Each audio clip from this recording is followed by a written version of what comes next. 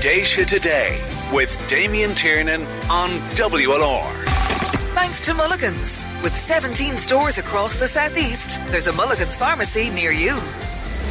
Good morning and welcome to the programme. Thank you everyone for your texts and comments. You can contact us on 083 3333 975, that text and WhatsApp number, 083 3333 975, or you can call Déise Today on 051 846 123. Audrey is there waiting for your calls, 051 846 123. Special mention firstly to the woman who left in the envelope yesterday with enough cash to allow Ciara and her two daughters from Cappoquin to go on holiday.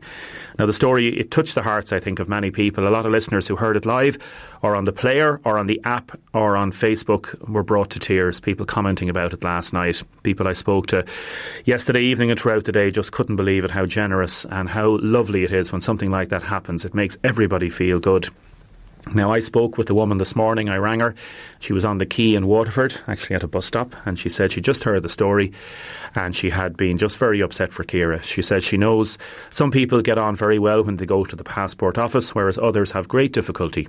And it's just sometimes just down to the people you meet. And she wants to remain anonymous. So that will hold through. And I was in touch with Ciara last night. She says they've been in a bubble of shock and gratitude all day, and she said they feel very lucky and touched by the kindness and generosity, and that it's like a dream. So we're going to meet Ciara next week and give her the money, and she's going to book a holiday for herself and her daughters, and we'll let you know how that develops. Next Monday we're going to be doing a special programme on the way forward for Waterford hurling. We'll have the Cork hurling manager on the show later this morning. Texts and comments still coming in about the hurling and about Pádraig, whether he should stay or go. Sandra Kiley saying look what Liam Sheedy has done for the Tipperary team. Other people asking how would you feel if a Kilkenny man got the job. People saying it's good or bad. Other people saying that Pádraig should be given a chance. On protesting against Trump, Adam Scannell said, why protest? It really doesn't achieve anything. It's just people using it as an excuse for a day off. PJ O'Shea said it was some thick, uneducated hicks who voted for the man in the US. Others saying that Trump has done very well for the US. Louise Winterburn Vaughan said there should be no protests. We need investments from the USA. What's more, Donald wears blinkers and calls protests fake news. Stephanie said, we can't stop him coming, but he should pay for his holiday here. We're going to have the latest from Doonbeg later in the show. In a few minutes, we'll be talking to Grace O'Sullivan live on the programme. Firstly, Martin Cullen, former minister in the last Fianna Fáil government. Minister for Arts, Sport and Tourism, 2008-2010. Previously then, Minister for Social and Family Affairs. Minister for Transport, 2004-2007, in the good times, as they say. Minister for Environment, 2002-2004. Minister of State at the Department of Finance, 1997. A TD in the Waterford constituency, 87-89 and 92-2010. Now, he lives in Florida. He was back in Waterford for a few weeks. He was at the election count last week. Yesterday, late afternoon, he was over in the North Quays with Councillor Eddie Mulligan and a few others. He talked to me about development, about the past, about the economic crash, any regrets he would have as being part of a government which is still being blamed as causing a lot of hardship for so many hundreds of thousands of people. He speaks about Waterford Crystal, about Fianna Fáil and the way forward. So obviously this interview was recorded yesterday afternoon. If you want to text in, I'll read out some of your texts and comments later. Very interesting, covering a range of topics, and I think people will be very interested to hear what he's saying. And he's promoting Councillor Eddie Mulligan as potentially the next Minister for Waterford. So here is former Minister Martin Cullen on the North Quays in Waterford. Martin Cullen, good morning. Good morning, good to be here, Damien. You're standing on there's this little fly bridge, I suppose we'd call it, just on the North Quays, looking out over the derelict site at the minute. Eddie Mulligan is here beside you. What's your understanding about where we are at the minute regarding the North Quays? Well, my understanding is, talking to Eddie, and one of the reasons I wanted to come over here, Damien, was this is a huge issue, and we all know what the issues are in the city, but we really have to get the hunger that's in the city responded to at national level.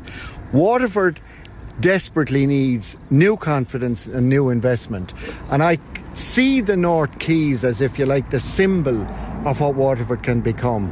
Now, to do that, you need two things, as you well know, Damien. You need political power nationally, and you need strong private sector support locally and the council. Eddie asked me to come over. He's asked me a lot. He's the only person who came to me, and I'm happy to help anybody. But he's come to me to really grasp how you actually deliver these things. And I've said to Eddie, Eddie, the first thing has to be done. You've got to get elected and you've got to be in the cabinet. And that's why I'm here. And I believe he has the ability to do that. And he has the moxie to do it. And that's what it's about, you know. I'm going to ask Eddie there. Have a flag there, Eddie, in terms of this situation, why did you bring Martin Cullen here today? Like, why the importance of Martin Cullen to be here today? Well, for me, Damien, I suppose I look at it and I see Waterford needs confidence at the moment. We need a way forward. And I suppose Martin Cullen, to me, was a minister who delivered for Waterford. And for me, I take information in, I take sound advice, and I look at ways forward. And I felt the best man that was in the best position to learn from experience and give me the advice was actually the former minister, Martin Cullen. So I brought him here today, gave him a briefing on where we were at, spoke about the underinvestment by the current government in the North Quays. And as we all heard, we've all heard the word game changer being used. But this, I suppose, I've grown up over the last 4 decades looking at the derelict North Quays.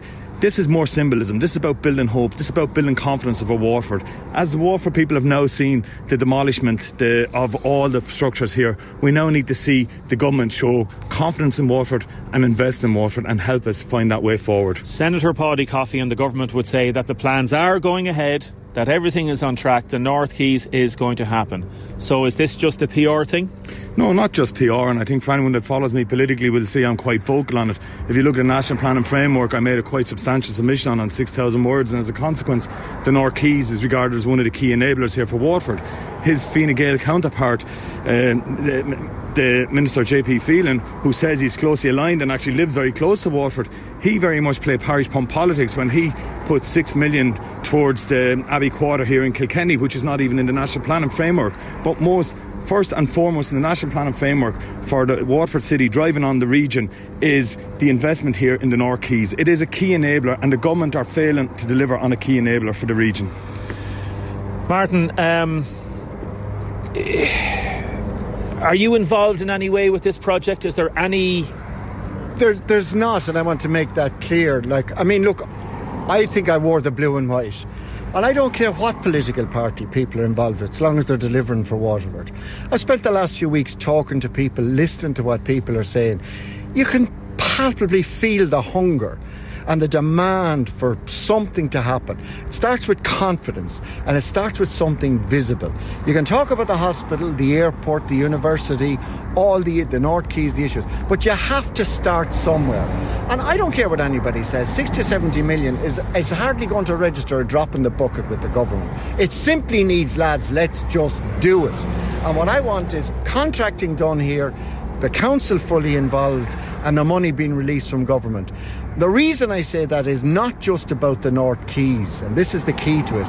If you lever in a magnitude of a development of that sort, the confidence that will spring to the South Quays to regenerate the city, people will believe the airport is possible.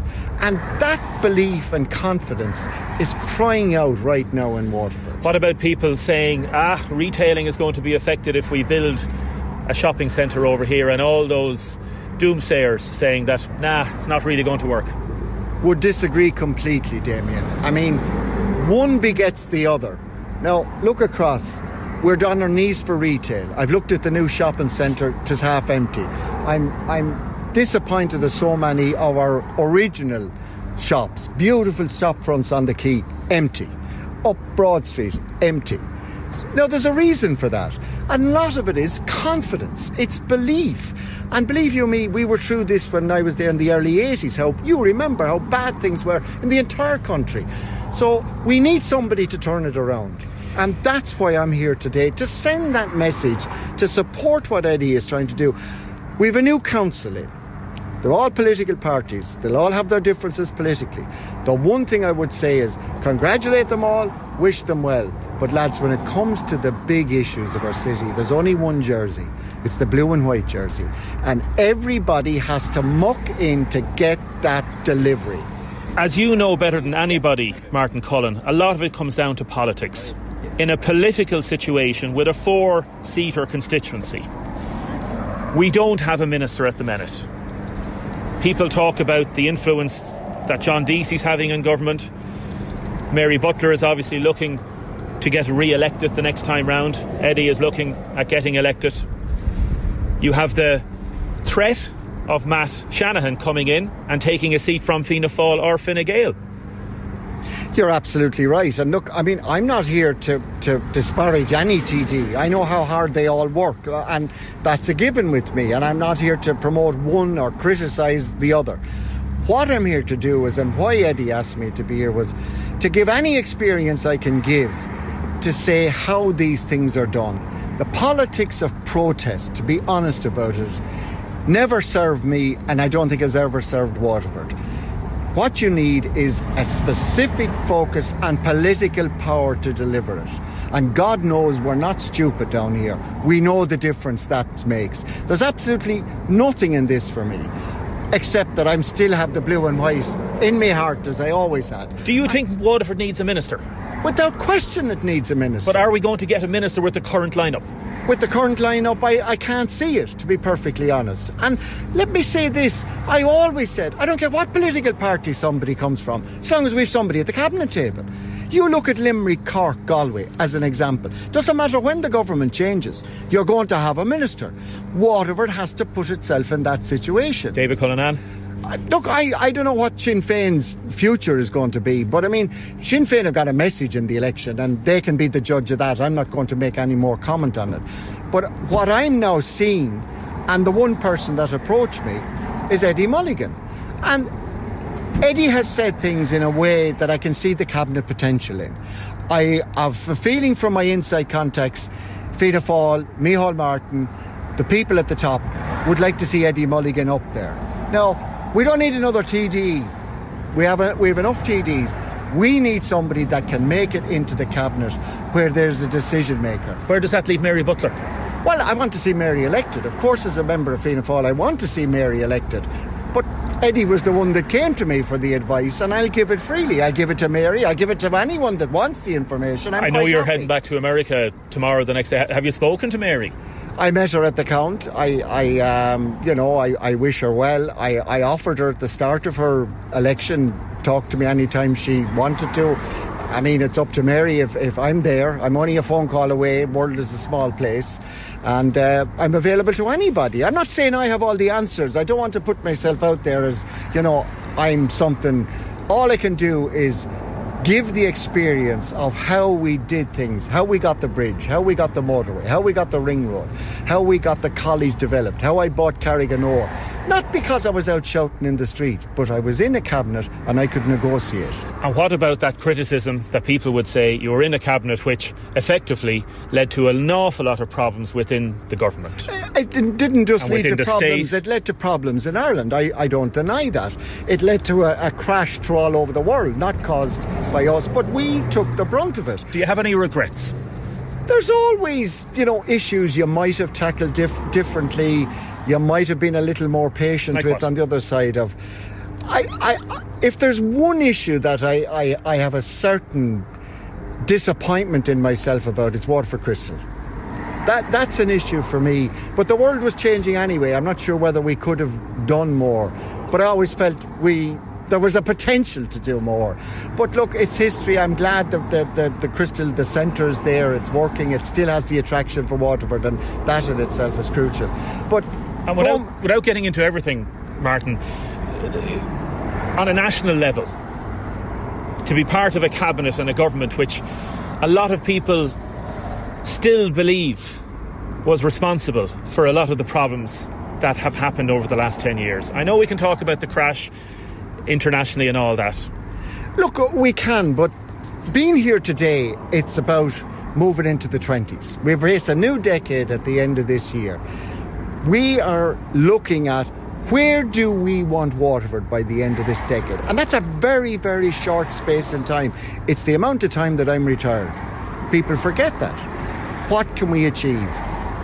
And what we need a cabinet minister, We need power at the cabinet table. We need to be making the decisions, not asking somebody else. I always said I never want to be the guy knocking on the door. I want to be the guy behind the door making the decision. That's why I want Eddie Mulligan elected and why I want him in the cabinet. What do you think of the confidence and supply agreement that Fianna Fáil is continuing to stay with? Well, look, that's a matter for the government and Micheál and Fianna Fáil. But you must have a view about it. I mean, like Fianna Fáil's ratings have not gone up dramatically in the last while. People are not crediting Fianna Fáil with this idea of saving the country in Brexit. I think the breakthrough in the local elections is very significant, particularly in Dublin for Fianna Fáil. I mean, I would have thought it might have even taken longer to get that on the ground as well. I think there's a very interesting dynamic around, which you've seen with the Green vote. And to me, that's saying people are looking for solutions. They're looking for issues. They're looking for things to be done. They're fed up with the politics of protest and blame this or blame that. Never achieved anything. Even if there were mistakes were made, hands up, mistakes were made. But that's not going to get you to tomorrow. That might be nice to look back and we have conversations about. There's only one thing that matters for Waterford, and that's really why I wanted to do this with you. That is confidence, investment, cabinet seat, delivery. That's it. If the government or Fianna Fáil don't get second cath lab organised and the hospital issues sorted, Matt Shanahan could be looking at getting elected. Well, it's certainly not going to make it easier for any Fianna Fáil candidate in the field, that's for sure. And this man beside you could be squeezed. Yes, everybody. We have to look, Damien, on Waterford as a wider issue. For me, as a councillor on the ground at the moment, trying to attract investment in the city, and even too many of my meetings at the moment are trying to retain investment in the city. One of the first and foremost attributes people want to see in the city is a good healthcare system. So in addition to 24/7, we need to be providing the best healthcare system possible for our region, and certainly for Waterford City, which potentially has 605,000 people living in 1 hour. So it's not just about dividing on 24/7. It's about delivering on all aspects for Waterford, delivering on our education system, delivering on our transport system, delivering, I suppose, on the economy, and most definitely delivering on the healthcare. But you can't do that in opposition, or you can't do that as supporting a government in a confidence and supply agreement, which a lot of people believe is not delivering. I would say touche to that, but you can set the agenda in preparation, and that's what I like about what Eddie has been doing. Set the agenda for delivery. Even if you look at our industrial estate, we've got jobs, yes, but we need a new Genzyme. We need a new Bosch and Long. We need big corporations saying Waterford is the place. And if you think about employees and everything, that's where Waterford can take a lot of the pressure off of Dublin. My God, we're only an hour and a half from Dublin, as they say. And we're here. We have the education, we'll get our university, we have the roads, we have the infrastructure, we have everything, and we have the people. We have the people in Waterford, highly educated people, hungry to see things happen. And it only starts by belief, confidence, leadership. And you're right, it has to come with somebody in the cabinet who can sit down on a Monday morning and say, there's the 70 million, now go and spend it. There's the cath lab, go and do it. There's the university, go and do it. You don't believe Mary Butler then can be in that cabinet? No, I'm not here to criticise anybody. I'm here to look forward. And I mean, reality for me is, Eddie is here. He has ploughed a furrow over the last number of years in delving into all the issues. Now it's going to be on Eddie's head. I mean, I'm not going to be the first to say if Eddie gets elected and he doesn't deliver, I'll be the first to say I made a mistake standing over here talking to you. But I have to believe in somebody. I want the people of Waterford to believe in somebody. I want hope back in the city, and hope will give the sort of delivery for this city. Can we just imagine, as we stand here today, the North Quays hitting the South Quays and the South Quays starting to regenerate? You're not looking to get involved in politics again, no? No. My time has passed. And look, there's nothing in this for me. I'm not here for me, and I don't want it to be about... This is about Waterford. It's not about anything No, this else. is about you promoting one man. Yeah, well, it is about me promoting somebody that I believe fervently believe has an opportunity to serve in cabinet. I was never afraid to put my head above the parapet, and there's no point in I hiding in the bushes if I believe in something, and I believe it because Waterford needs it, and that's the bottom line. Eddie, were you a bit disappointed with what Deputy Butler said at the count when she said to me that she believes that there's only one Fianna Fáil seat in this constituency? Damon, I suppose I can't speak for Deputy Butler, but from my own point of view, I very much want to be in government. Fianna Fáil very much want to be in government, and certainly myself and the members of Fianna Fáil here in Waterford City and within the county, we're ambitious. We want to take 2 seats. We want to show the way forward for Waterford and Waterford people. Like Martin says, I beat blue and white for Waterford, and I firmly believe we're standing here in the North Quays today. This is an expansion of our city centre. We will be here, there will be 3,000 people working on this site within the next 3 years, and we must be the ones to show leadership in that direction, and the people of Waterford must look at who potentially can be in the next government. And I firmly believe, as Martin says, I've been working for the last 7 years here in rebuilding Waterford. We've tackled all the issues in the city centre. We've tackled the dereliction. We now have Michael Street up at 100% occupancy from 30% occupancy. We have the public realm. We've improved the public realm. We've improved the connectivity of the Viking Triangle to the city centre. The Plaza, you'd have to do something about the Plaza. The Plaza will have its day insofar as we have the Greenway at the moment going in for an application to connect the Greenway, which eventually will go down by the Plaza and connect with the Tower Hotel.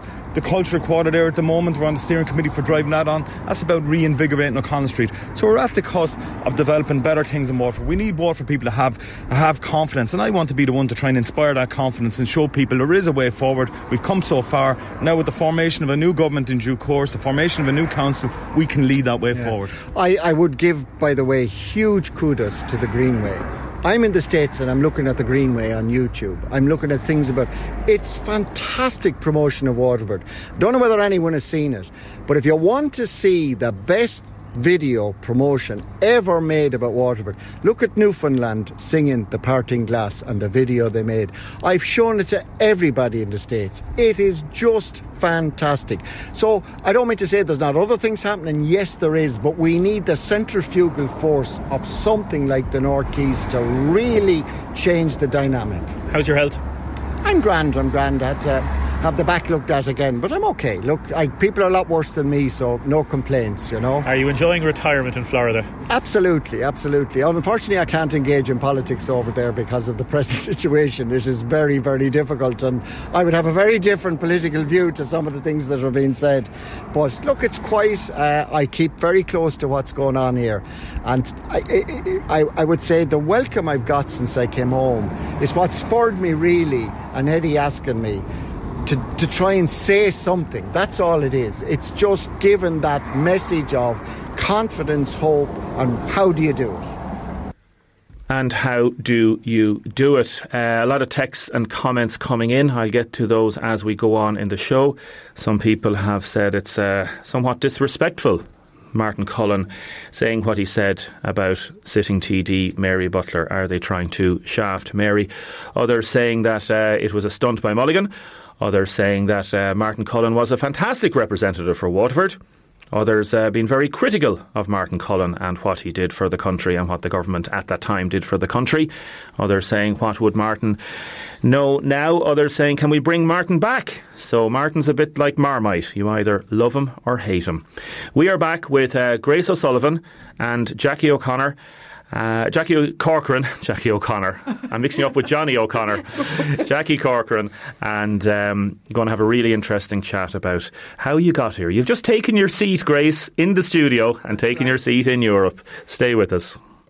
WhatsApp Damien now on 083 3333 975.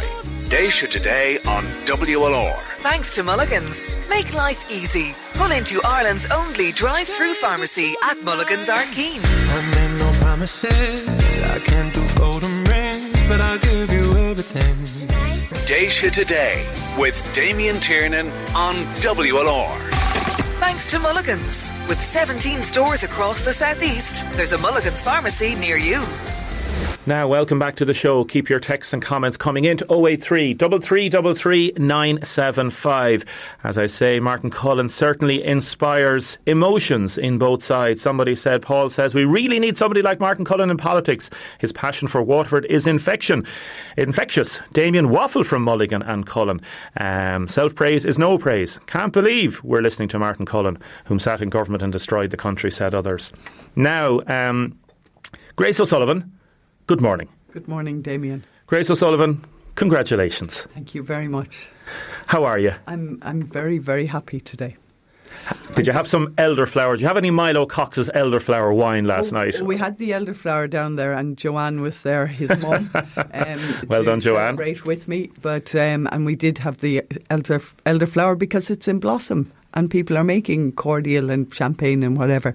And it's something I love. I love foraging in the hedgerows and getting food and bringing it home. And there's plenty of it around. So why not use it? Free food, healthy, better than you get out in any supermarket. It's funny because when we talk about the Greens, we talk about these cliches. And we talk about, like, I've fruit on the table here for you now. We'd have fruit anyway. Yeah. So I'm trying to be healthy. Michael Butler said, I need to lose a lot of weight. Fair play to you, Michael.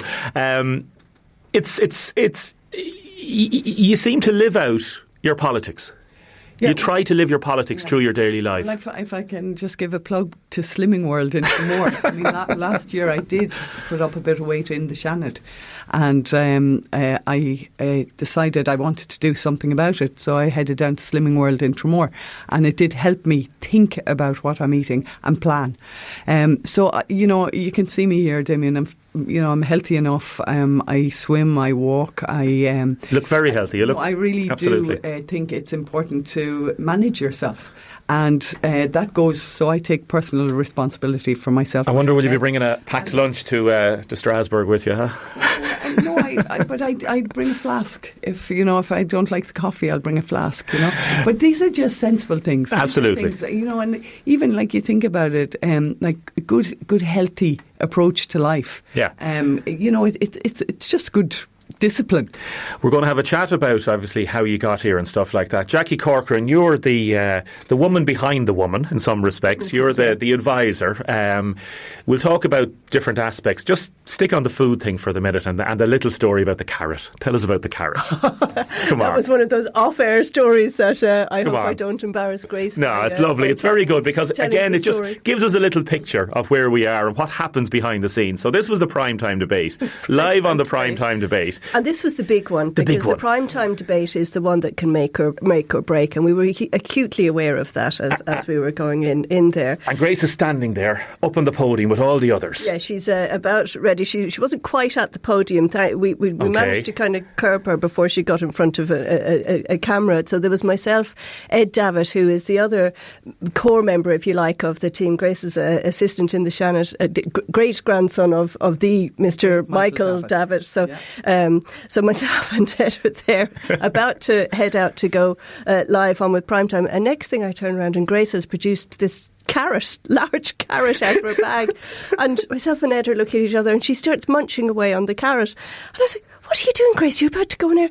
And she has this mouthful of carrot and she said, but somebody told me it's good to cleanse your mouth before you're going live on it. And it kind of loosens your jaw going. And I was like, Grace, there's carrots all over your teeth. Would you rinse out your mouth? And myself and Ed are going into panic mode. And so she's there spluttering, trying to get rid of this carrot and wipe the carrot from her teeth before she goes. But can I say, it's all about balance. I mean, we're making it sound as if Grace spends her life chewing carrots and drinking elderflower. Yeah, she does. She does. There is balance there. Would you be at McDonald's or would you be like Burger King? Not that far. Supermac. You wouldn't go that far. I would, once, twice a year. With my own girls, like there's always pop into Max or into JFK's or whatever, but it wouldn't be regular at all. It'd be it'd be kind of an exception. Now we are a Dooley's chipper every Friday in Tramore, and we were a Cunningham's chipper before that. So and what would you get in Dooley's? What's your favourite in Dooley's? Well, I'll always get the fish. Fish and chips. No, I just get the fish and they throw in a handful of chips. They do. And then Emer will get a battered sausage and a chip, and then we just just kind of share it, because often the portion is just a little bit too big for me, and just the fish itself is enough. But some great chippers out in Tramore. All the chippers in Tramore. Oh yeah, and then of course in summertime, if we're down below on the prom, we'll sit out in McCarthy's chipper there. You know, I worked in T-Bay, as you know, for years, and Billy in McCarthy's used to tell me he'd turn the fan in our direction if the wind was blowing the right way, just to get the smell of the chips up, and then we'd be down to buy our chips and that. Fish and chips. Yeah, it's all the summer and the salt and the fish. Jackie, what role did you play in Grace's campaign? I was her campaign manager. And what did that entail? Oh gosh, now where do I start? Exactly, where do I start? You have to write a book about this. Kind of, most definitely. That's on the list. Well, I suppose I was involved with Grace from 2014. I was her campaign manager in the first European campaign, and that was a total accidental, one of these fluky things that came about. I had left RTE just quite soon before that. You were a radio producer. I was a radio RTE producer in Dublin with RTE and Waterford for many years, and I had taken voluntary redundancy, and my plan was I had visions of myself going off and writing the next great Irish novel, and that's what I was kind of hoping to do, and do some freelance journalism and get by in that way. And up rocks Grace to my door and says, "Look, we would have been part of a wider circle of wide circle of friends, so we knew each other." Yeah. But, so like I would have known Jackie socially, but not only, you know, the way you'd go up and say, "Oh, hello, how are you?" and whatever event we were at. And then Eamon Ryan had called me absolutely out of the blue. The Green Party leader. In T-Bay, and asked me would I consider running for the Green Party in the European elections. You know, I really had to deliberate around that, and it was just such a big ask. And after several meetings with Eamon Ryan in the Majestic Hotel in Tramore, in the end, and in discussion with my own friends, I decided to go forward. And then I thought, we had no idea how to do this. So I thought, who can I talk to? And I just remembered in the back of my mind this woman, Jackie Corcoran, who had worked for RTE. So I thought, look, I'll go and see Jackie. So I gave her a call, and I went over to her house, and we sat down and just started talking about the prospect of what an election campaign would entail. And then the conversation, we must have been there for about 4 hours, and I was saying, and we both agreed I'd need a campaign manager, and we were discussing different people, and just before I went out the door I just said, would you consider it? And she said, well, I'll have to talk with my family about it. I'm very measured. I like people who are spontaneous. This woman kind of annoyed me because she was very measured. We have our moments. And she said she'd let me know tomorrow. So I had a phone call the next morning from Jackie to say she had considered it and she would be delighted. And that was the start. And I want to hear about the nuts and bolts of that campaign. So we're going to hear about that in a second. Déise Today with Damien Tiernan on WLR. Thanks to Mulligan's. Join Mulligan's Blue Club today and get points every time you shop in-store or online at mulliganspharmacy.com. I'll be riding shotgun underneath the hot sun, feeling like a someone. Déise Today with Damien Tiernan on WLR. Thanks to Mulligan's. With 17 stores across the southeast, there's a Mulligan's pharmacy near you. Now, welcome back to the programme. You are listening to Déise Today. We have Grace O'Sullivan, Waterford's first MEP, in studio live, and we have her campaign manager, Jackie Corcoran, from Faith Leg also. We're going to be talking a little bit about the ins and outs of the campaign itself first, and then we'll talk about the count. A lot of people texting in. Congrats to Waterford lady Grace O'Sullivan. I hope she'll fight Waterford's corner in the southeast for airport, university, jobs and everything. And imagine that they're asking you now to fight for everything, deliver everything. That's it, you know. And I know you have said about what you're going to try and do in Europe. Let's talk first about the campaign.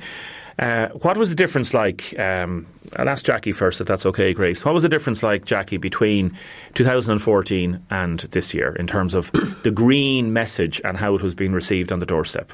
It was different. I mean, Grace is kind of positively received. Even in 2014, she was being very positively received. I suppose the particular differences for us in terms of the campaign were that her profile, I mean, she did have profile from her Greenpeace days. She had spent years working in these issues, but it was a different atmosphere, a different climate in terms of public awareness around the green issues. So it was a very different sort of campaign. I mean, in terms of resources, we had no resources.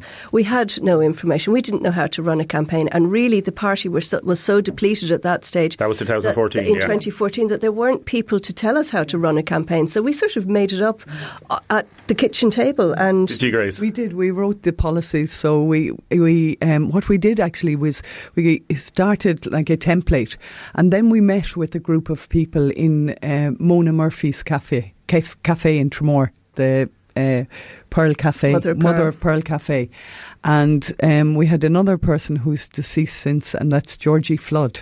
And Georgie was very helpful to us in the early days. And we all sat around with a group of like-minded people, and we said, so how do we write a policy? How do we do this?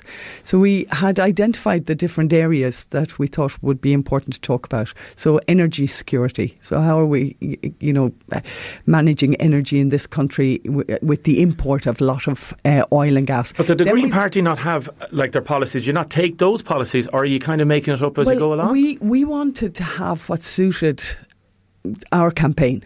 So we wanted it to be not something, that might have been Dublin-centric or mightn't really be appropriate for the people here in Waterford and in the southeast. Ireland South, So we were looking at health, education, we were looking at social justice, and we were looking at jobs, always jobs. Everything is revolved around jobs, and then people who are vulnerable, and be that people with disabilities, people marginalised, low income. So that was the approach we took, and then we discussed that amongst the group, and these were like groups of friends, and we came up with lines, and then what we did was I was constantly looking at policies from Europe. Then as well, from the Greens in Europe, and then we were kind of starting to take the best of those policies, look at what we had from the gut, and then merging and getting really strong and trying to bring it out there then, and then run a campaign and reach people. And that was our next big challenge, was to actually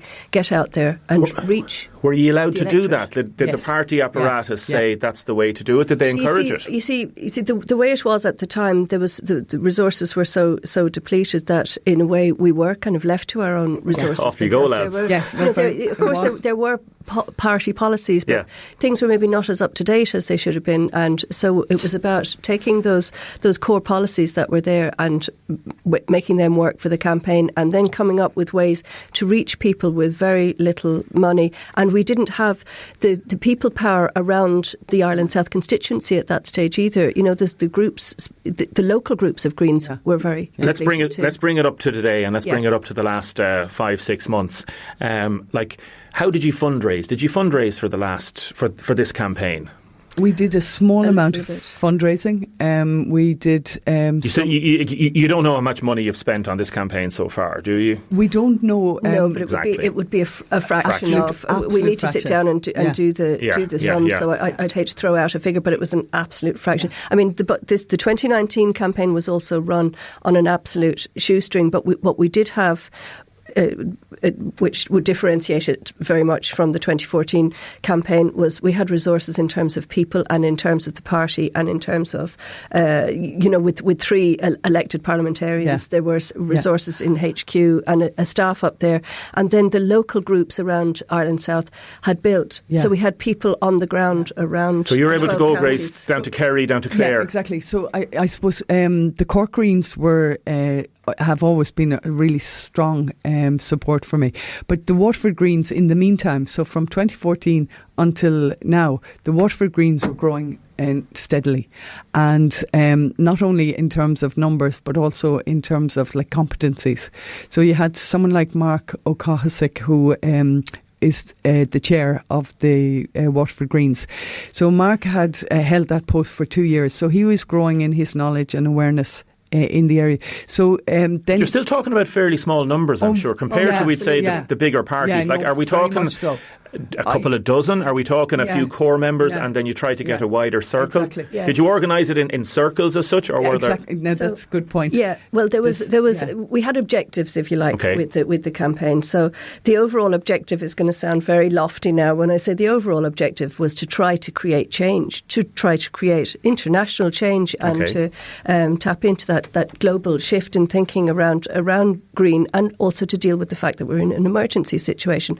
So in order to try and create that change, getting Grace elected was, the ambition of the campaign. So you try to inspire people with this idea of change, and as part of that process, Grace's get elected, whereas others may say, let's get the person elected first. No, so there were ambitions that we wanted to reach with the campaign. We wanted to raise, I wanted to raise, as campaign manager, Grace's profile, the Green Party profile, the Green Agenda, the profile of the Green Agenda, and also, though, to raise profiles of local candidates around the Ireland South constituency, so that all of these things working together, we wanted to create a synergy and ripple effect. So what I was using the term to Jackie, like, we need to get swarms going. So, I'm a field ecologist, so I always think ecosystems approach. And so we were saying, if we have people to connect with in each of the 12 counties, and then they start to grow numbers around them, and then we started to get synergies, and that actually started happening right across Ireland South, and we could feel it happening, but we didn't know, is it going to actually, is it going to be enough? And that's why we came back to Waterford, and we knew, and the same in 2014, we knew we were going to start at the peripheries, and then we were going to come back to Waterford, and it was this back forth, and then in the end our last drive was here in Waterford. So this idea of swarms and clusters momentum, and building momentum and working as bees in a colony. Did you drive around, for example, practical stuff? Did you have a bus? Did you drive around in cars? No, I have my Prius, second-hand Prius from McConnell's garage, thank you. What year is that? There, 2012. 2012. Yeah, and the registration is WX for Wexford, 24/7. 0. So I always think 24/7 and UHW. So that kind of summed up the campaign, was cause a bit of a 24/7. Like, would you be up early in the morning, Jackie? Yes. Like, you 6 have o'clock in the morning. 6 o'clock in the morning. 6 o'clock in the morning. Certainly for the past 4 months, absolute solid 7 days a week. 6 o'clock in the morning. What would you be doing that early in the morning? Emails. Emails, communications. You see, I suppose the practicalities, I mean, what I described to you about what we wanted to do with the campaign is one thing, and then how do you make that happen? And, speaking of the swarms makes it sound like there were loads of people. There weren't loads of people, but what there were people who, and it worked better in some counties than others, obviously. So in some areas you had really dynamic people who got what we were trying to do and came on board. So it was about communications. That was a huge part. A media campaign, local newspapers. We had really limited budget for advertising, so there were very few ads taken out, but targeted, strategic advertising. Obviously, social media had to play a huge part in the campaign. Twitter, Instagram, Facebook. The Facebook campaign was a huge part. And did you have the videos? Video less than 3 minutes. I know. If we could get people to tune in to that. But did you have people monitoring that? Was there a social media campaign manager? Was that part of your job? Did you delegate? You did everything. Jackie and Ed. Ed's strength would be in Twitter, in the more sort of, if you like, hardcore political end. Mine would be in the more colour featurey kind of end of things. So between the two of us, those were the two areas that we had to cover, and we put a video together of a sort of that video that Grace just referred to there, which is a little potted history of Grace and the work that she's done and the 34 years. She hasn't come to this lately. She's spent 34 years working as an environmental activist. So that video, we wanted to get that out everywhere. So it was on Facebook, we were sending it by phone, but and it was trying to create those, again, but remember, the other thing, Damien, is over the course from 2014 to now, we had connected with different groups and different campaigns. So, the whole repeal campaign, we had worked very strongly with people here in Waterford on that. And so we had different groupings that we were targeting as well, because we knew that our ideology and values were aligned. So we were tapping in as we could with the different groups, and then they were, even though we had people in each of the counties, but then we were tapping into networks of other groups, and then they kind of started to get involved as well. Was there ever a moment where you went to a place and you went, oh, this is not good, this is really depressing? Or was there a moment of absolute joy where you went to somebody and you said, we could do this?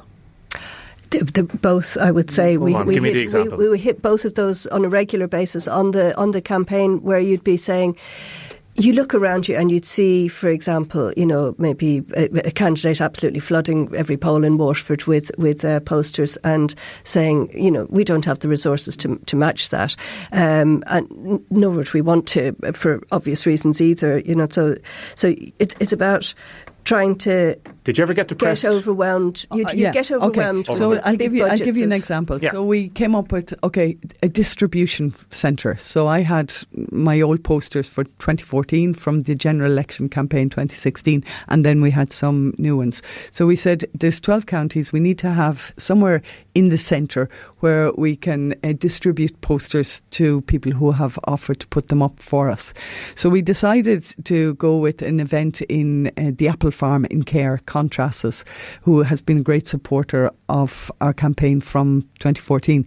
So we came up with a plan that people would gather there. We'd have a bit of a hoolie and a bit of crack in that, and we'd planned a little sports day. People come, family event. Well, it lashed raining, and it was raining and windy, and I lost the will to live almost, I just was cold, I was miserable, and Jackie was trying to be upbeat, and this is great and fantastic, and look at us and everything, and I was there like just absolute glum. And I had driven my son's van. He is a big Iveco, is it, whatever, anyway, a big van that he's converting to a camper van at the moment, so I had that with a double mattress in the back of the van. Grace and Emer, her daughter, were planning to go into a tent that someone had set up for them. But as it was going on, Grace was saying, there's no way, I can't go into a tent for the night, I'm going home. And at that point I said, no, you go in the van, as if it was this great luxury to sleep in the van. Not. There's no booking into five-star hotels on this sleep in the van? And so she slept in the van, and it felt like luxury. I slept in the tent, and Grace and Emer slept in the van. But there was moments like that. It's a very earthy kind of experience being on a Green Party campaign. There's there no were great other moments luxury like of it. so I was asked to speak at a school in Clonmel to transition years, just about my history and ecology and green schools. I've been involved in that programme for many years. Yes. And I went to speak to school, and was absolutely brilliant. I was invited by one of the pupils and really well received. And I came out, and there were two Green Party members who had offered to canvass with me after the talk in school. And I came out, and there was this lovely elderly gentleman, absolutely unlikely green you could meet, and another chap. And we went onto the streets, and he knew everyone, absolutely everyone, and the other chap as well. So the three of us, we ended up having a great bit of crack and banter, and it was that kind of people just arrived to come and canvass. Damien, I have people who have gone out of Waterford all over the 12 counties off their own bat. A couple, Hillary and Reg Killups, they have the free just literally transport. Drove around. They actually had like a sandwich board with me on it to explain who I was, because they went to the Midlands, they went right up Laois Offaly, because they knew I was absolutely unknown there, and they started the conversation, and then that started, and like our campaign really started in earnest right after Christmas. we were going for it. So people like that who went out, many other people who stood at doors, they never canvassed in their lives. And they aren't, as they say to me, we're not political. Well, everyone's political in my world, But they actually went to the door and said, we know this person, we think she'll deliver. Will you vote for her? Time flies on air, as you know. We've had a good 35-minute conversation. We'll have to call it there. I think there's a book in this, lads. Back for chapter 2 now. Absolutely. No, it's fascinating because it is, as you say, such one of these campaigns that combines the principles, the whole idea of this global thing with the very, very simple, the sandwich boards. And I think people are fascinated to hear that. Job to do, important work to absolutely. be done. And we'll talk about that now over the summer again. We'll talk about when you're over there, and we'll talk about the future and what difference you can or you want to make. Grace O'Sullivan, congratulations. Thank you, Damien. Jackie Corkin, congratulations. Thank you so much. And thank you for, giving Grace the exposure that she needed. The tough interviews. Damien Tiernan. Fantastic. That was great. Yeah, down at the coffee house. That was a good experience. Push it up to her. I survived Damien Tiernan. I'm going to Europe. And you didn't even need a carrot. Talk to you soon, folks. Déise Today with Damien Tiernan on WLR. Thanks to Mulligan's. With 17 stores across the southeast, there's a Mulligan's pharmacy near you. Welcome back to the programme. We have Hilary O'Neill on the line. We'll be talking to her in a minute about the way forward for one of the most important campaigns, not just for Waterford, but for the entire South East. A few comments. Damien, is it ironic that a Green Party candidate will fly back and forth to get people to be greener? It's not like declaring war and terrorism. Can they not video call each other? Well done, Grace. You always remained true to your principles. You really deserve this. That's from Marjorie Power down in Tramore. Teresa says, many congratulations to Grace and the very best of luck for her. A strong voice for Waterford and for Ireland at last. Others texting in, can you please check? I heard the interview with Martin Cullen and Eddie Mulligan. They both referred to the blue and white of Waterford. I was always led to believe it's white and blue as the Waterford colours. The Greens back in government? Wow, we might be ruined by carbon tax, ? Please ask Martin where are the voting machines. Hi Damien, could you let Grace know that one of her posters was still on show by St Paul's Church on Tuesday? It might have been removed since. I haven't passed there since. That says Paul. So Grace, if you want to check or get somebody to check around St Paul's Church, is that poster still up? You don't want to get fined for that. And Paul says, excellent result, Grace, and fair play to you and the very, very best of luck in Europe. Damien, I feel very sorry for Pádraig Fanning, the Waterford manager. Seems like a nice chap, but he's had a very difficult time with what has been happening in the past. We'll take more of your texts and comments as we go on. Firstly, I'm going to talk to Hilary O'Neill. Good morning, Hilary. Good morning, Damien. Thank you very much for joining us this morning. Hilary O'Neill, you are from the South East Patient Advocacy Group, CPAG as it's called, South East Patient Advocacy Group.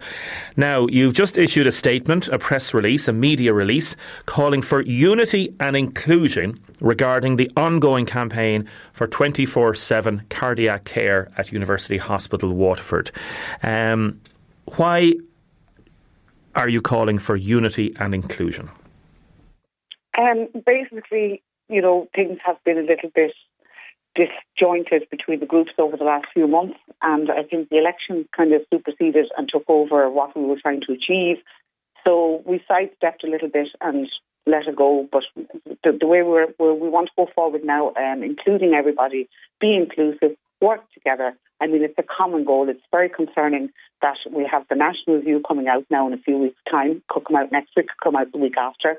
And if the findings of that are not favourable for 24/7 at UHW, we have to regroup and we have to decide how do we fight this, because we're going to go back to the Heritage Report. That is government policy. And if the findings of the national review are negative towards 24/7 cardiac care at UHW, we are under serious threat of losing the full PPCI service we currently have 9 to 5 to Cork. That's very worrying, because at the end of the day, the policy is the policy. The Heritage Report is current government policy, and unless the national review is finding in favour of UHW for 24/7, we're back to square one. Would you be emboldened by the massive vote that Matt Shanahan got in the local elections, that the idea that the message has got out there, that people have gone from protesting on the streets to making their voice heard in the ballot box. Do you think that is a good thing? It is a good thing. Of course it is. Anything is good that's positive and pushing forward. But, I mean, for the last 7 years, we're listening to local councillors telling us there's not much we could do about it. So, I mean, we made a plea to them in the hospital at that meeting that was set up to give us a tour of the cardiac unit, for them all to work together and to be cohesive on this issue, because it is a life-threatening issue for every one of us in the South East. So we did ask them to work together. So it's up to them now, Damien, what they do. But the point about it is we started our campaign as a people's movement. It was non-political. It was by people, for the people. And we will maintain that ethos as long as we can. But we will work with the politicians. We've always tried to work with them as best we can. But we need everybody. Everybody has to be singing off the same hymn sheet. As I said, the most important thing right now is to focus on that national review. That is going to be very, very important, the findings of it. Plus, there's also, I've also been told that there's a possibility that they may reconfigure the South East region again and push it back the way it was prior to the breakup of it in 2013. They're talking about putting in these RICOHS, they call them. And if they do that, it means that UHW may get back to being the regional hospital of the South East. Now, I understand that Simon Harris is going to make an announcement about this in the Dáil before the summer recess. And I think it's very, very important that both our local and our national politicians, not just in Waterford, but in the entire South East, need to start lobbying to push for that to happen. Because then we have back the regional, UHW will be the mainstay of the region once more, and we will get services. We will retain the services and they will be enhanced. We can get that to happen. OK, can I ask you a question? What is the way forward for the campaign? I asked Matt Shanahan this a number of times in the past. I've asked other people. Do you think now that we are in a parliamentary political phase rather than a protesting phase? Well, the protests are, they are what they are, and it galvanised people. It got people. It raised awareness. A lot of people, when we started this campaign, did not know what was going on in the hospital. They didn't realise the danger they were in every weekend and every evening. Now a lot more people are aware. Now they need to start putting pressure on our political representatives who have failed us, Damien. Let's be honest about it. They have failed us. So every one of them have to just come together, work together. And we all have one goal. Every one of us have one goal: to reinstate the hospital and to get the services and the 24/7 cardiac care. Okay. That's the goal of our group. A specific question: would you like to see Matt Shanahan elected as a TD for Waterford? Would I like to see Matt Shanahan elected as a TD for Waterford? Well, that's something that we just have to see. Will it happen? I don't know. It's not something I'm going to say I'm in favour of or I'm against, because that's political and I'm non-political. OK, but obviously Matt would say that he's been out there campaigning on a non-party political basis. He's been raising the issues with others and has been praising other people as well. So, like, if, for example, Matt didn't join a political party, do you see a galvanising of those forces, such as your own group, in trying to get behind somebody who would, they say, help deliver all these things that you're talking about? But one person is not going to do it. We've had solar runs in the past, Damien. This is the point I'm trying to make. Solar runs don't work. They need to work together. We've got 4 sitting TVs in Waterford. We've got 4 in Wexford. We've got, I think, well, five in Wexford and 5 in Kilkenny. Yeah. Sorry, I beg your pardon. I'm not up to scratch with what we have, but they should all be working together for this. I mean, and they say they are. They say they are. And the government says that is going to deliver 24/7 care. John Halligan has been on repeatedly saying the money is there. Minister Simon Harris says it's now ring-fest. David Cullinane has been on this week saying the money is going to come. So we're on the right track. So maybe the protests are now redundant. Well, we've been on the right track since 2012, if that's the case, since the Higgins report. I mean, it was recommended then. So, I mean, we're 7 years down the line, Damien, and we're still not getting... I haven't heard not once have I heard Simon Harris actually come out and state that UHW will get 24/7. Well, I've never heard it. They said they're going to get. They said they're going to get the second cath lab. John Halligan has been on this programme, and he says the second cath lab is going to come, and from that, then 24/7 will come after that.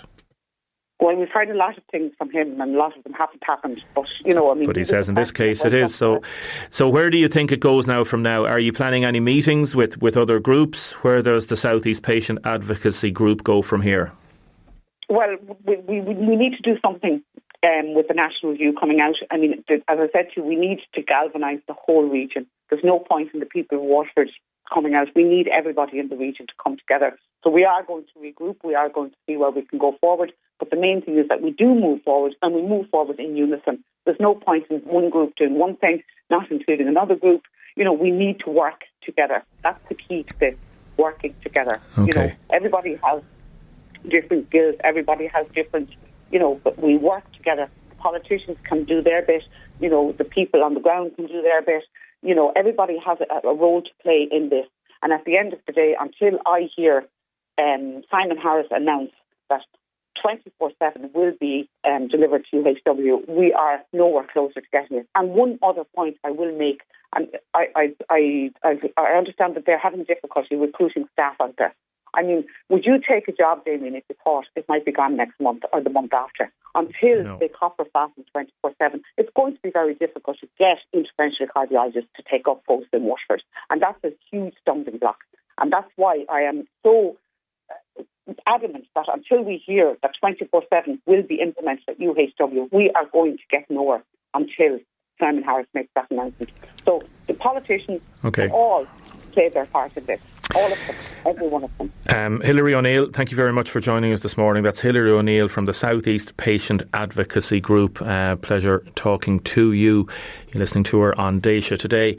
People are texting in and calling in on 051 846 123. Marion rang to say, well done to Grace O'Sullivan, a genuine, passionate woman who walks the walk, not just talks the talk. A fitting person to be Waterford's first MEP. Others are mentioning the interview that we had with Martin Cullen and Eddie Mulligan earlier. Anne says Martin Cullen has a brass neck coming to Ireland talking about politics on 120 grand a year pension. Others saying Rose in South Kilkenny around Kilmacow has said, oh my goodness, can we bring Martin Cullen back? For all the politicians in Waterford, that's how to control a speech. Others saying, I heard Fianna Fáil are on 18% first preference in Waterford. How would that elect 2 seats? They are delusional. Others saying that it shows how cutthroat Fianna Fáil sometimes can be, that Mary Butler is being pushed aside regarding this. With all due respect to Martin Cullen, does he think Eddie Mulligan is going to get votes to get elected a TD, let alone a minister? 850 votes, ? Keep your texts and your comments coming in, please. 083 33 975. We have a lot coming up in the second half of the programme. We're going to be talking about the menopause. We're going to be talking about Waterford hurling, and we're going to be talking about jobs that are going out of fashion, along with all your other texts and comments, and a really interesting story about a man who was approached in the car park of a shopping centre recently. You'll want to hear this. It's good to talk. Déise Today with Damien Tiernan on WLR. Thanks to Mulligan's. For free advice on your healthcare, talk to your local pharmacist at Mulligan's. You got that power over me. My, everything I hold dear resides in those eyes. Déise Today with Damien Tiernan on WLR. Thanks to Mulligan's. With 17 stores across the southeast, there's a Mulligan's pharmacy near you. Now, welcome back to the programme. A lot of texts and callers coming in. Damien, can you wish the De La Salle under-14 county champions the best of luck representing Waterford and Fela tomorrow in Cork? From Frank Quinlan. Absolutely, Frank, and best of luck to Passage as well as they head down to Cork. Damien, people criticising Martin Cullen need to understand all representative makes mistake. Look at the delivery, and by God, he delivered for Waterford time and again. Since he's being away, we've had no legs under the table, and Waterford is again at the back of the queue. Despite some negative comments regarding Eddie, I can say from personal experience he does Trojan work for Waterford and very pro-business. We need to look beyond party and focus on who can deliver, and that from an Eddie Mulligan supporter. Huge congratulations to Grace O'Sullivan. She's a wonderful Tramore lady. Wish her all the best and the success in Europe. That's from Catherine Thompson. Damien, Eddie loves talking himself up. I hope every other politician gets the same airtime. Damien, Fianna Fáil ruined the country and they will do it again if they get back in, says other people. Other people saying it's very interesting to see the dynamics that's happening now internally within Fianna Fáil between the different camps, and the camps are suggested there as Mary Butler and Eddie Mulligan, and Fianna Fáil will tell you that they're very united and they are looking at getting 2 TDs elected in the next election. Mary Butler was on the show when we did it from the election count there last week, and she said she thinks there's only one TD enough to get 1 TD elected. So a lot of internal discussions going on within Fianna Fáil. We have texted Mary Butler to see if she'd come on the show to talk about what has been said this morning about the comments by Martin Cullen and Eddie Mulligan. Now, we had a very interesting message from a person who contacted me. Listen to this. Just to let you know what happened to my dad this morning. He's a 74-year-old man who's suffering from short-term memory loss. He doesn't go out a lot, but will go to the shop every day for the paper. Today he was approached by a man in the car park at the Waterford Shopping Centre in Lisduggan who asked for directions. When they got talking, the guy asked him if he'd like to buy a suit. He was selling them off at a reduced price of €280. When my dad replied that he didn't have that kind of money, he was asked if he had a bank card. Thankfully, he didn't have a card. When the guy heard this, he asked my dad how much he had on him. Dad said €70 and handed it over to the man for what he thought was a new suit. My father is very trusting and doesn't see badness in anyone. Even though he didn't need a new suit, he thought this was okay. He came home with the suit, told us, and we looked at the suit, which wasn't new, but it did have a tag on it from a charity shop that were selling the suit for €25. My dad is gutted that someone would do this, and he feels he can't trust anyone anymore. The reason I'm messaging you is to let others know that this is happening around Waterford and maybe in other parts of the city and county and the southeast, and be very careful. This man knew exactly who to approach. I've messaged the charity shop to question to let them know. Now, I'm not sure if there's a lot that they can do, but if someone is buying suits in bulk, it's a bit questionable. I haven't given you my dad's name as he's mortified and would hate to think everyone knows, but I'd rather hate that another elderly person would be duped by this man. Thank you, really enjoying the show, you're doing a great job. That's a horrible story. Somebody trying to flog off suits in car parks and trying to get unsuspecting men or women to hand over hard-earned cash, and looking for originally €280, brought the price down to €70. That's all that this lady's father had in his wallet, and then finding out afterwards that it was only there for €25. So be warned. Now we are going to talk to John Myler, who is the Cork hurling manager. Good. Thanks very much for joining us on the programme this morning, John. John, as people know, Cork senior hurling manager. Big match coming up on Saturday night. How are you fixed at present? Oh, sure. Look, it's a hugely important game for both sides. From our point of view, we need to win to, get another 2 points on the board, and from Waterford's sake, they'll be hoping to finish the campaign with a win. So a highly competitive game in Páirc Uí Chaoimh on Saturday evening. I know you can't and probably won't say too much about Waterford hurling at present, but were you surprised at what happened last Sunday in Welsh Park? Yeah, I was surprised, and because Waterford are a proud hurling county, they have some fantastic players, Austin Gleeson, Conor Gleeson, Jamie Barron and those, and sometimes we've all been on the sideline where the wheels just fell off, and that's just one of those days. But I've no doubt that Waterford will be coming to Cork on Saturday evening to be extremely competitive, and they've beaten us 2 years ago in the All-Ireland semi-final, and they were in an All-Ireland final 2 years ago. So you don't become a bad team overnight, and You've worked at different levels with all different groups, and obviously the dynamics that goes on between different groups is just vital to try and get that dynamic right. Cork has had problems in the past, as we know, and some counties just go through these cycles. Is that what you're saying? Yeah, like it's a cycle sometimes, and it just falls apart sometimes, and you look at Offaly and it's much the same way, and that all you can do is just put your shoulder to the wheel and come back and go again and be positive about it, and you can't look, you really have to be positive about it, and that's it. And these things always happen. It's a cyclical thing in teams, Tell us, we saw a nice picture of your young man David over at celebrating with Van Dijk at the weekend.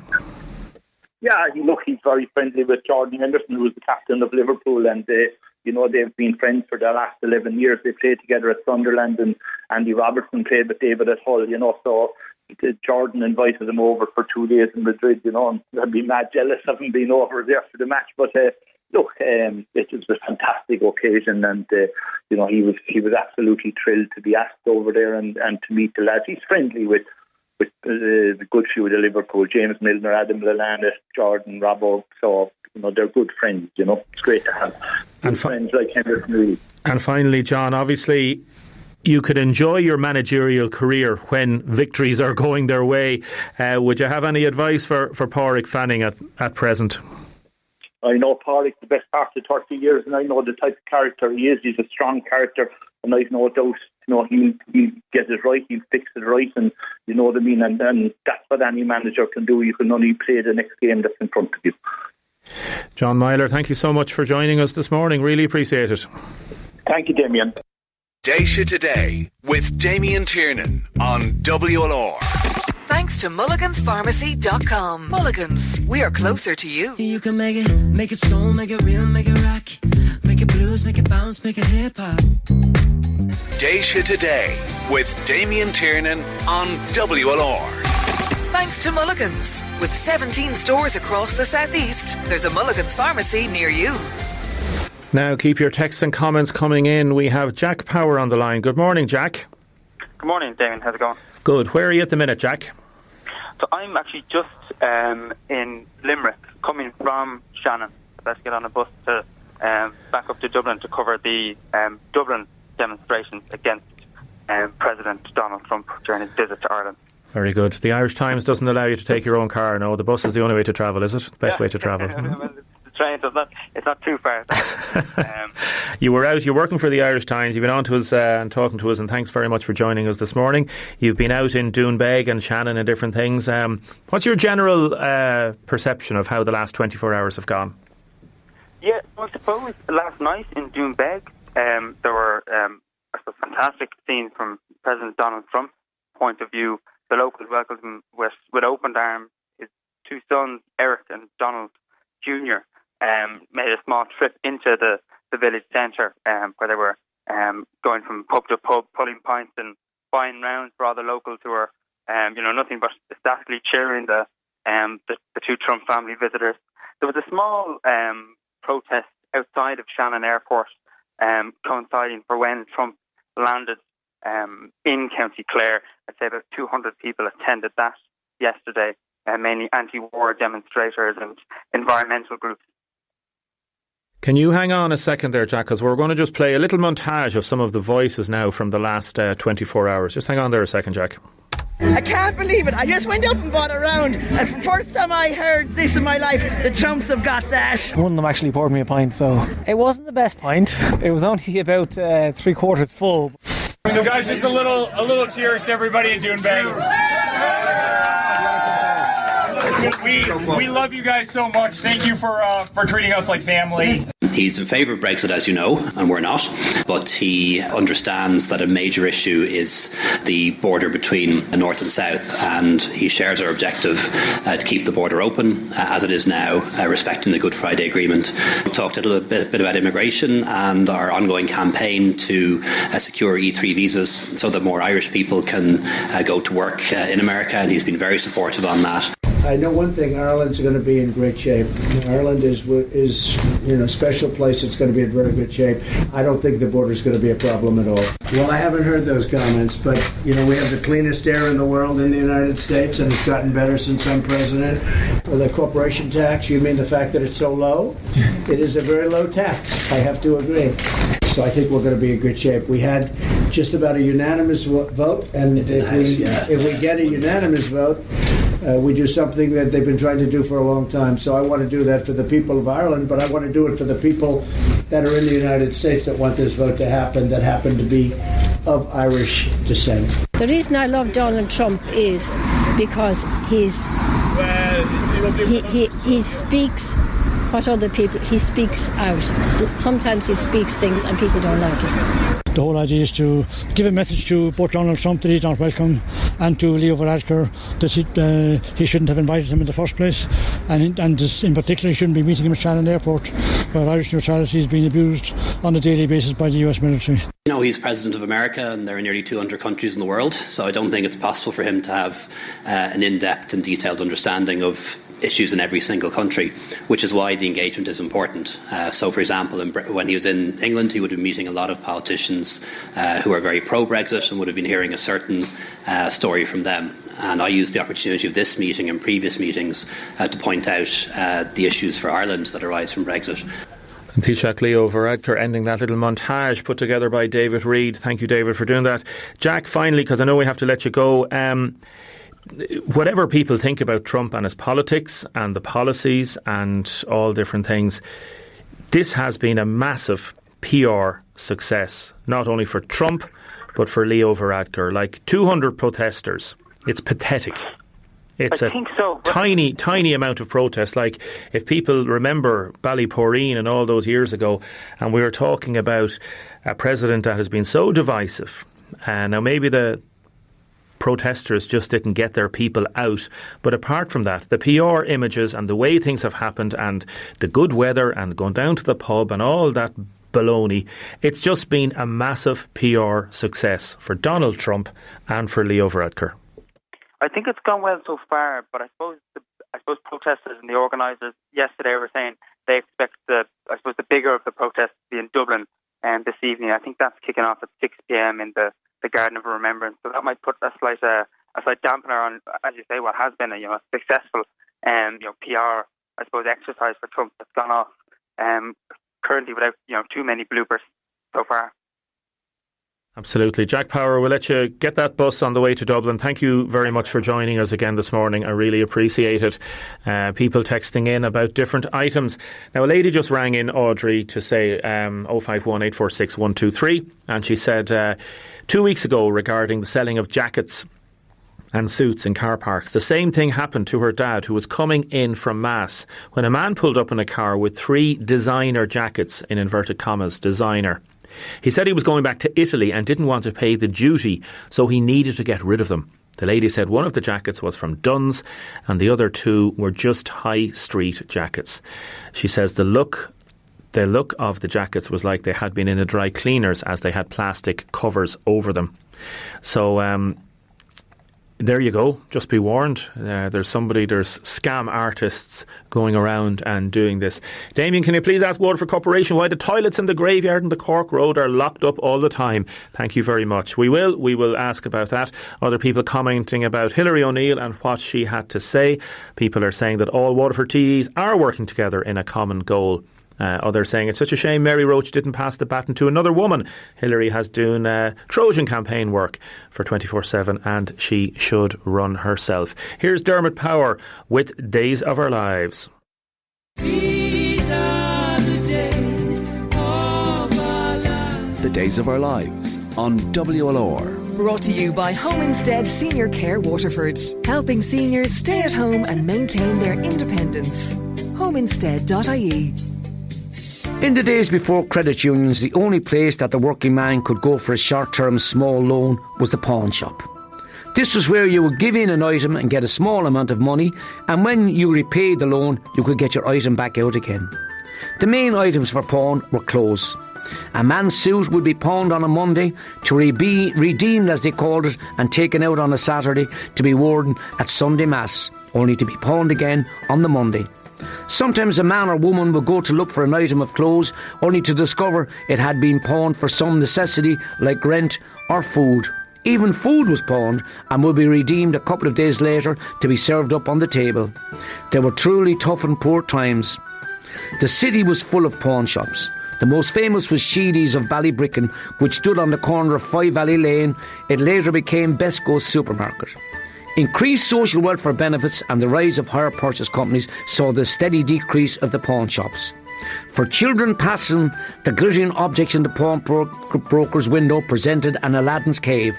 However, some of the glittering objects were a reminder of the Irishman's contribution to the war to end all wars, where the reward for the bravery was pawned for food or a few drinks, and the memory of their bravery, like the food they bought, was soon forgotten. Talk to you soon. And that was Dermot Power talking about professions that happened in the past, which leads us nicely to Davy Lane. Good morning, Davy. How are you doing? Good morning, Damien. I know you're on the Lewis up in Dublin, so if the line breaks up, no problem whatsoever. We'll keep it relatively short. There's been a lot of talk this week in the papers and otherwise about popular occupations that no longer exist or are dying out. You're SIP2 branch organiser in Waterford, the changing face of employment. We were listening to Dermot Power talking to different jobs that have gone in the past. There's been some change in employment over the years, David Lane, hasn't there? Oh, there has. I mean, I suppose you could say that society moved on with technology to a degree. And like you're looking at things there, like the Lewis is there now, you've got people involved in the electronics and technologies and stuff like that. I was talking to a blacksmith up in New Ross there the other day, and his jobs have changed completely. How do you deal with change, Davy? It's a bit of obviously a difficult thing to do for some people. You obviously have to work with people all the time, trying to involve them in change, whether they change professions or change work aspects within their own job. Yeah, I mean, change is not all that bad at all. I mean, you just move with the times. I mean, you would take the case in construction, for instance, where before a carpenter would do the guttering. Now you have guttering companies that are emerging out to do it all. The same then with formwork. Before you had a general op, a carpenter, a steel fixer. Now you have one crew does it all. The same then, I suppose, with plastering, where a plaster would have done all the plastering in and outside the house. Now you have dry lining that are coming in. It's a new concept in construction. So everything is just moving forward. But the creation of jobs, they are. Creation of opportunities, they are. And people are taking them. What do you remember from your young days, Davy Lane, in terms of jobs, like jobs that might have been done? I remember my first job was picking potatoes. That's all done now by machines. People talk about rat catchers, and they talk about, in days gone by, people that would wake up other people. What do you remember about jobs that have disappeared in the past in Waterford? I mean, there'd be quite a number. I mean, at one time Waterford would be famous for all the meat factories that you had. You had Denny's, Clover, you had Collins's, you had the end of the lane there, the Boers. I mean, all gone now. All tradition, Waterford traditionally meat industry, they totally disappeared. Absolutely, and there's still quite a few butchers around town, but a lot of them have disappeared as well, haven't they? They have. I mean, your old traditional butcher shops are more or less gone and gone now a little bit, where you could go in and they cut the meat there and then for you, and whatever you wanted to order, they actually had it for you. Now you're going to get pre-packed food. And again, an opportunity for someone else that you never have factories that actually open up. The cuts come in, they pre-pack them, and they send them out to the supermarket. Absolutely. Now, there are some very good butchers in Waterford, Dungarvan and little towns and villages still there doing lots of great cuts. David Lane, we'll let you go. Thanks very much for talking to us this morning. All right. Thanks, Damien. Bye now. You're listening to David Lane there. Back now with a very interesting topic for an awful lot of women. Déise Today with Damien Tiernan on WLR. Thanks to Mulligan's. Blue Club rewards from mulliganspharmacy.com. Spend a little to earn a lot.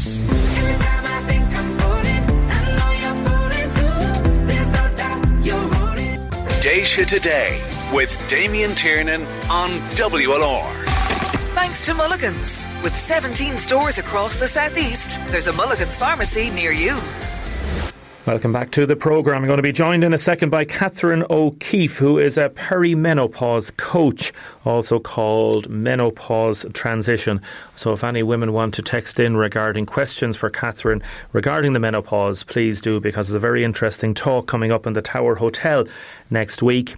Text from Frank. He's listening over in Mallorca. Thank you very much, says Frank. Frank, I hope you're enjoying the weather over there. Damien, regarding Trump's visit, 10 million for security. That is a joke, and how far that would go for needy people. Damien, we have a government that must be the greatest bunch of ever, paying 10 million for security that for a man that's not on a state visit, yet they can't find accommodation for some of our 10,000 homeless. Damien, it would make you sick what happened in the pub last night. It was like a scene from Darby O'Gill. Buy them a drink and they'll worship the ground you walk on. And that from Tommy. Damien, does the fact that the government is asking for more visas from the US mean that they intend to continue the policy of obliging Irish people to emigrate? I like it. That's a good text. Catherine O'Keefe, good morning.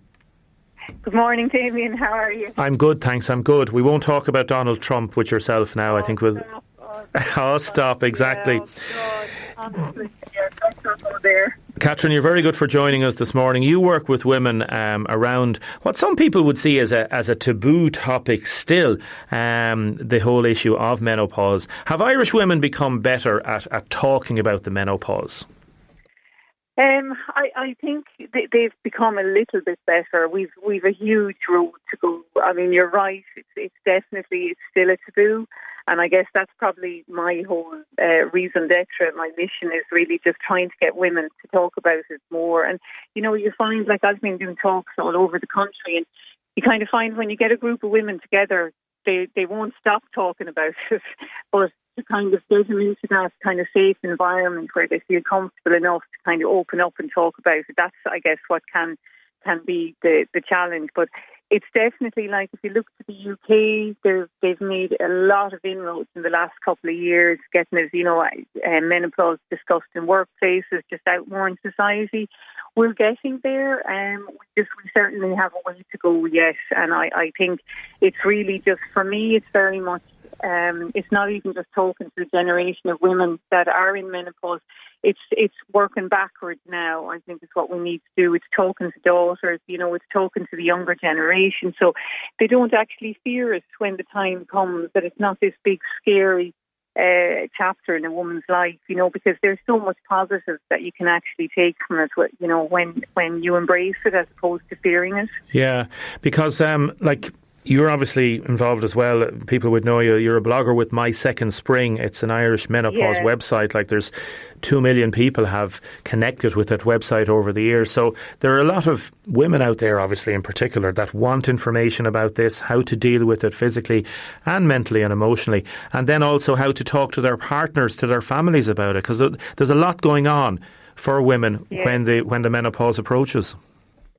Oh, totally. And I think that's one thing, I would say that a lot of the times you find it's very, very difficult for family members to understand what's going on. And part of it is because I think women sometimes don't even realise themselves what's going on, or why all of a sudden their moods are taking such a change, or they're feeling more tired or whatever. And I think having the support at home, having a partner who understands it is the benefit of that is just, I can't tell you how important it is. But it's being able to have the conversation. I'll tell you, for a lot of women in Ireland, it's not easy. They even find, I'd often talk to women who say, God, I can't even talk to my best friend about it, and the same goes for me. And why is that? Partners. Why is that, Catherine? Why in this day and age is that happening? I think because for some women it can be so deeply personal, and there's anxiety is a huge thing that can happen for many, many women, so that even they suffer a loss of confidence. They feel that this is a sign, I'm getting older, and all of a sudden there is a loss of confidence where maybe a woman won't feel as comfortable with how she looks or how her body is. She just feels a bit out of kilter. I often say to women, if you look at what happens, girls and boys, in puberty, it's the exact same in menopause, except it's the reverse. In puberty, you're getting all these great hormones are starting to increase. In menopause, they're starting to decrease.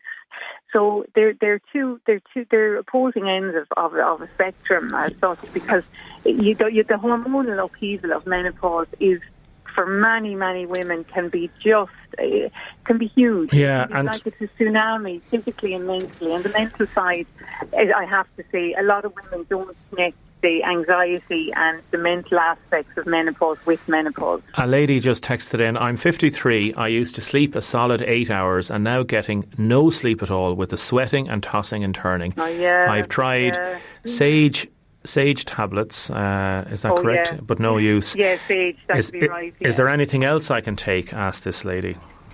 For sleep, magnesium, and particularly the best product is Mag 365. And down in Waterford, you have a lovely lady, Teresa Murphy, in, I think it's Nature's Remedies on one of your main streets. Yes. She's an oracle when it comes to health and menopause, but magnesium would be a really good one for sleep if there's any issue with sleep disturbances. And the other thing, Jamie, you find is that, again, a lot of women don't realise your nutrient absorption as you get older, and this isn't just women, it's men as well, is just not as good as it was when you're in your 20s and 30s. So you might, and plus with magnesium comes through the soil and everything. We're not getting anything near enough through our foods as we used to get maybe 20, 30 years ago, unless you're eating all organic.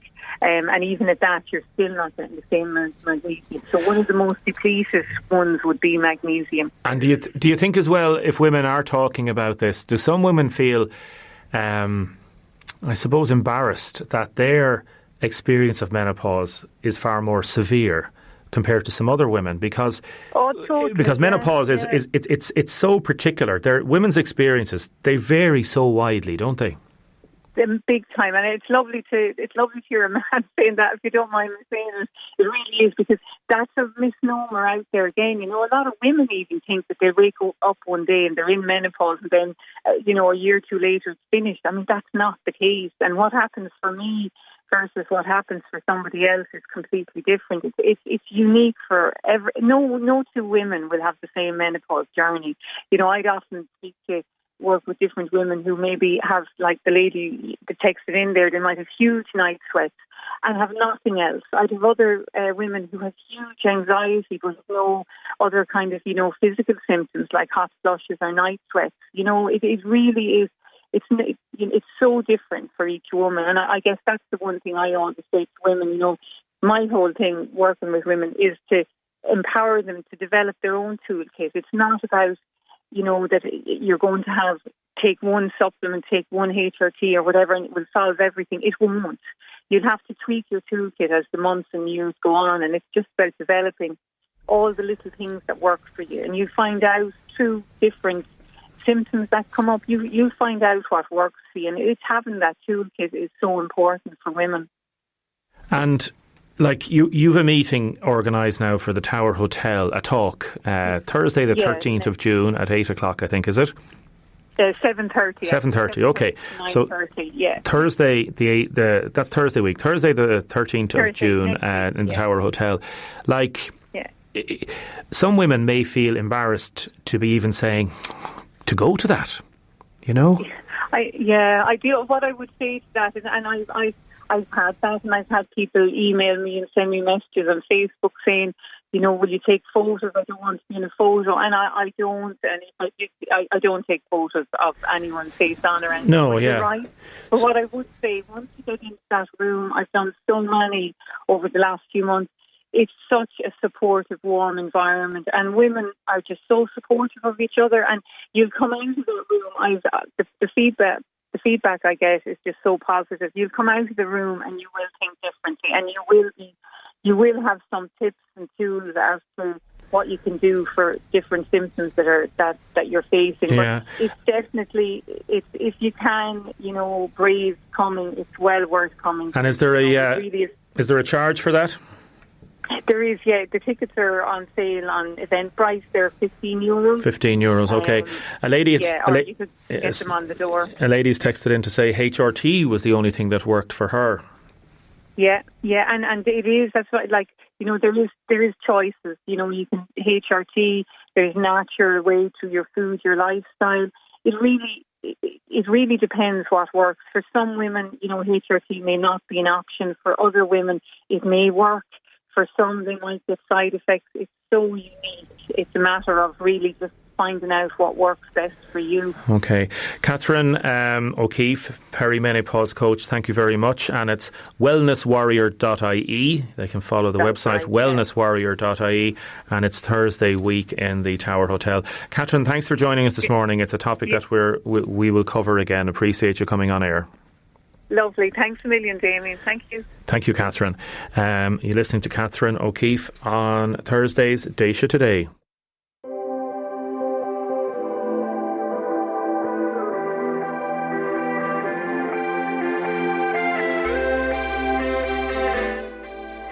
Now, a texter has texted in, that fella selling suits is going around for years now. Tried the same story about going back to Italy with me a few years ago. Keep an eye out for him. Thank you, everybody, for your text, for all your comments today. We are another packed show tomorrow lined up. Thanks to Jennifer for producing, for David for helping out on social media. Jeff is up next, live from Dungarvan. We will talk to you tomorrow.